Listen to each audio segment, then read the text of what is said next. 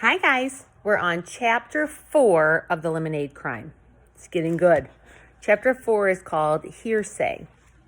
Hearsay is quoting someone else's words when that person is not present to say whether those words are true or rumor. Hearsay is not allowed as evidence in a court of law. This is getting serious here. So you get it?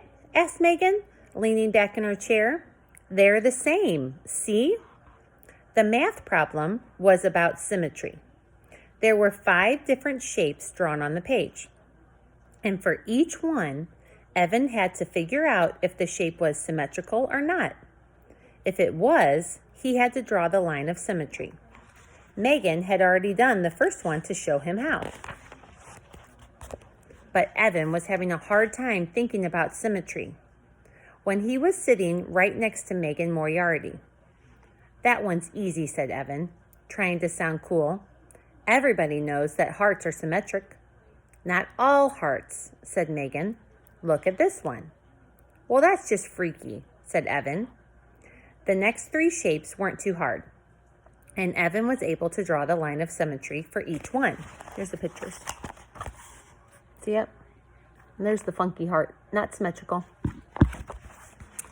But the last one had him stumped, and Megan finally had to let him in on the trick. The shape wasn't symmetrical at all.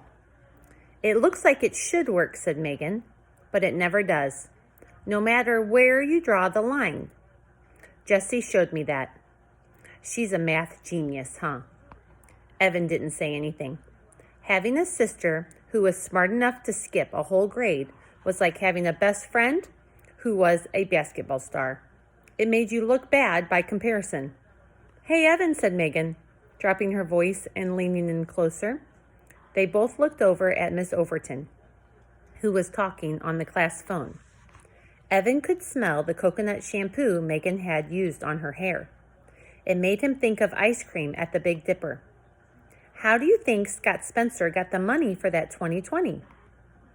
The nice, floaty feeling leaked out of Evan. Scott Spencer, huh? Said Evan. I know what you mean, said Megan, sitting back and twirling her hair. He always acts so nice when the teacher's around, but then he's really mean in the halls. Yeah, that's Scott, mumbled Evan. You know, said Megan, leaning in again, Scott once told me his mother makes $10 a minute.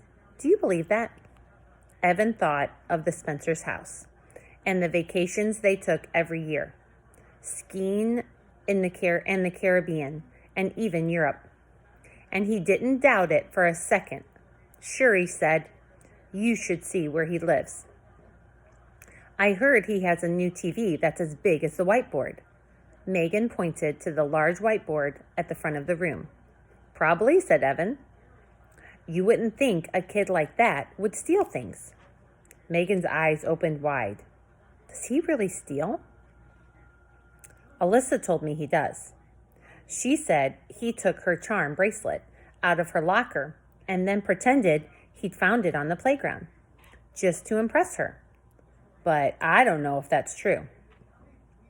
Evan was dying to tell her that Scott had stolen $208 from him, but he couldn't. He stole lunch money from Ryan once, and he took a candy bar from the price chopper. He steals lots of things. Megan looked at him closely. Did you see him take the money or that candy bar? She asked. Evan shook his head. No, but Ryan said. That's just a rumor then, said Megan. You can't believe everything you hear. That's what my parents always say. If you knew him like I do, you'd think it was true too. Maybe, said Megan, but I don't listen to rumors. People probably say things about me that aren't true, and about you too. Evan wondered if that was so. What would people say about him? Did his friends talk about him behind his back? He didn't like to think about that. But what Megan said got him thinking about the missing money. Evan never actually saw Scott take the money, but he had told everyone, Paul and Ryan and Adam and Jack. that Scott had taken it.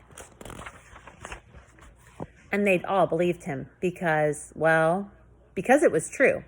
Evan was sure of it. You have to know Scott, Evan said, shaking his head again, but he could hear his mother's voice.